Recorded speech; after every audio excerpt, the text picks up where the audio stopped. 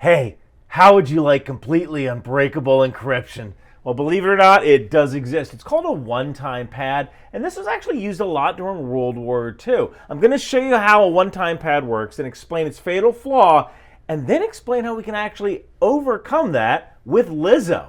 But first, speaking of encryption, let me talk about PIA VPN. Hey everybody, I'm in Poland. Okay, the fact is I travel a lot while I make YouTube videos. And let me tell you something, I don't always feel safe connecting to airport or hotel Wi-Fi. I mean, look at all of these airport Wi-Fi options. What's real, what's fake, I don't know, but I do know that I can protect myself by connecting back home to Baltimore, Maryland with PIA VPN. PIA VPN allows you to virtually change your location to pretty much anywhere in the world. And a lot of people use PIA VPN to watch like the Netflix libraries in different countries, and that's really cool. I use it myself for that, but I also use it for safety.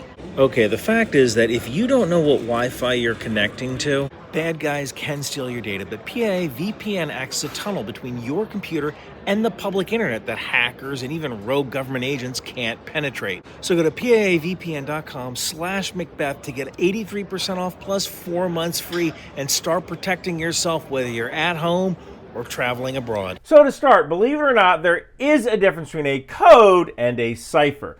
Codes constitute arbitrary symbols or replacement characters, typically like letters or numbers, for the components of the original message. The Navajo code talkers are a good example of this. Back in World War II, U.S. Marines needed a way to send coded messages. And Native American Navajo language is unwritten and only understood by the people who speak Navajo.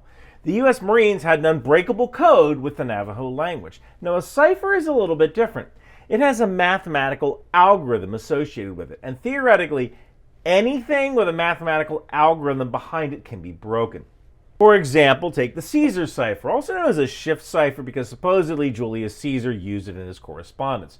So, for the Caesar cipher, I want you to imagine you have two wheels, each of which has a letter of the alphabet.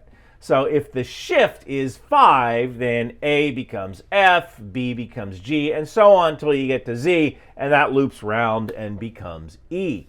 So if you want to encode the word hello with a shift of 5, H becomes M, E becomes J, L becomes Q, and Q again, and then O becomes T. And this was super easy to break in Roman times. It is trivial to break now. A lot of that comes from the fact that with any mathematical encryption system, if you throw enough computing power at the problem, you will eventually decrypt the message. Now, at the time of Caesar, the Latin alphabet only had 23 letters, so you really just needed 23 soldiers to sit down and try to break the code. The first soldier shifts by 1, the second soldier shifts by 2, and so on. And back in Caesar's time, people were the computer processors. Now, the advantage of a Caesar cipher is that it is super easy and fast for anyone who knows the shift to encode and decode. But the main problem is that it was really easy to guess. So what if we switched things around and used multiple rotors that change the shift with each key press? And that's kind of how the German Enigma encryption machine worked, and the Poles broke that back in 1932. So basically anything with a reproducible mathematical algorithm can be broken if you throw enough computing power at it. But what if you used randomness? What if you shift the letters at each position a random number of shifts for each position? So if you look at this water bottle, the numbers on the barcode here are random, or at least they're random to me. So let's say I wanted to encode the word hello. So I could use the 5 digits on this bottle to shift these letters. So H gets shifted 6, E gets shifted 5, the first L doesn't get shifted at all, the second L gets shifted 1, and so on based on the barcode. Now, barcodes aren't random, they are assigned by an authority, but unless you know what was used as the key, it's going to be a lot tougher for you to decipher the message. And this is essentially unbreakable because the message can only be decrypted with that key, with that water bottle. With no mathematical algorithm behind it, these 5 characters can be any 5-letter word in the alphabet or multiple words with 5 characters. This water bottle's barcode could be considered a one-time pad, but there are some problems with this method of using random numbers to encrypt. First is that in a one-time pad, you need to take the decryption method with you. The decryption method is generated right alongside the encryption method so that we know both pads are exactly the same. And if you have to bring the decryption pad with you and that gets intercepted, now the enemy has access to any message sent from that pad.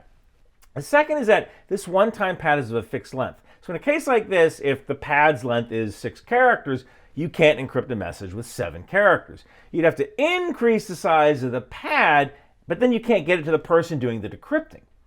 The third issue is that the pad can only be used once. If you send multiple messages to the same pad and there's a predictable structure to the message, you may be able to decipher the key. So here's our criteria for a one-time pad. The key must be truly random. The key must be at least as long as the message. The key must only be used once, and the key must not be intercepted. Luckily, someone created the internet. The internet is expanding at a rate of about 400 million terabytes of data every day, and now we have our source of randomness. And this is where Lizzo comes in. So, an image on the internet is really nothing more than a collection of bytes explaining to a browser what colors to draw for each pixel in the image. If our spy knows to use the latest posted picture on Instagram from Lizzo as the decryption key, then you have your one-time pad generator right there. The message is encrypted using Lizzo's latest photo from Instagram and then decrypted using Lizzo's latest photo from Instagram. Now, we're not actually sending the message in the picture. This is called stenography. It is an entirely different subject. Instead, we're using the picture as the encryption and decryption key. But this key is only known to the sender and receiver. Now, this example will use the ASCII code set, basically everything you might find on an American keyboard. There are 128 characters in the ASCII set, so if we are doing the shifting, once we hit the end, we have to loop back around to 0. Now, as our template, we're going to use the bytes from the image. I've placed the first 6 bytes here. One quick thing to note, the amount of information in each image byte can go up to 255, but the ASCII code set can only go up to 128. So if we have a particularly high number pulled from the image, we're literally going to have to loop around twice just to get the same number. So in order to increase efficiency, we're going to divide every number by 128 each time and take the remainder using a special programming operation called mod or modulus. Don't get wrapped around the axle about this. It's actually pretty simple. 8 mod 128 is 8. 128 mod 128 is 0. 130 mod 128 is 2. 132 mod 128 is 4. Don't think too hard about it. Just note that this keeps the numbers under 128. I wrote a quick program for Next.js, which you can actually download from GitHub for free and play with it if you know JavaScript. But let me load the picture here first. This is a picture of Lizzo from her Instagram, but you could use any picture from basically anywhere on the internet. The front page of the New York Times or the Wall Street Journal or CBS News or whatever you want, as long as it's something that's changing every day. So here's how we do it. We have our list of numbers to shift that we got from the first 6 bytes in the picture. And we have our plain text, in this case the word hello. Use mod, and this becomes this. So now we have to find the H in the ASCII table and add 120 to its position. We have to spin back around as we reach the end of the table, but we end at a question mark, and that becomes our ciphertext. Then we do it for the rest of our characters. And now we have our encrypted message. Now, decrypting is the same thing. It's just only done in reverse. We line the ciphertext up, we mod the number in the image, and then we subtract the shift. Now, there are some issues. First off, images really aren't as random as you think. If you take a picture of a landscape, the sky is mostly blue. So if we're starting out at the top left of an image, we're going to see a lot less randomness. We'll tend to cluster around a mean, and that really isn't good.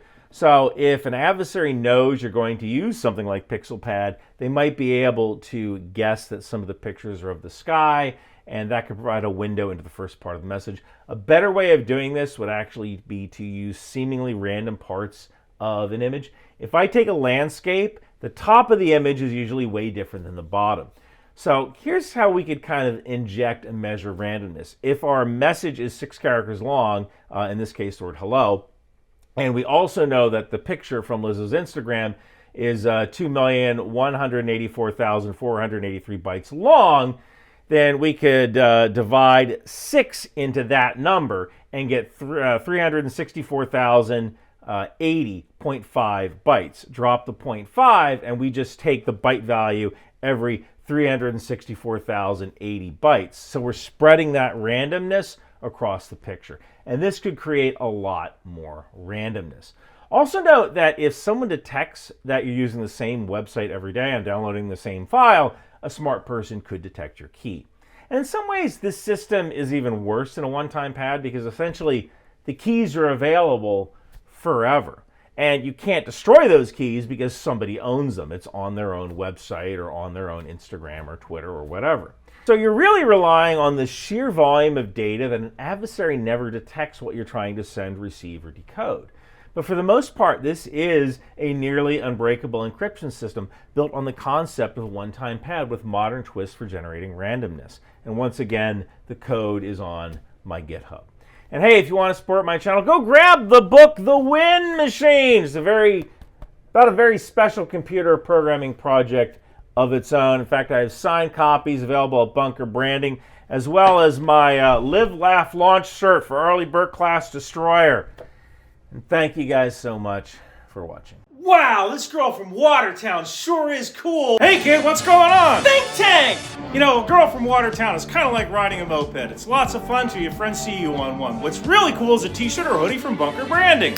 Wow! Intel Life! Control-C, Control-V! That's exactly what we do! And Bunker Branding has all sorts of cool gear. Intel Life, Aerosol, Live, Laugh, Launch for Destroyer, Trident, HIMARS, and Patriot. Think outside the bomb. Drone Suite Drone, Department of the Boat People, Landmines, and even the tow missile. It would behoove you to grab one today. Girls from Watertown aren't cool, so wear your Bunker Branding gear. Now I know. And knowing's half the battle. Hey babe, you wanna dance? Bunker Branding!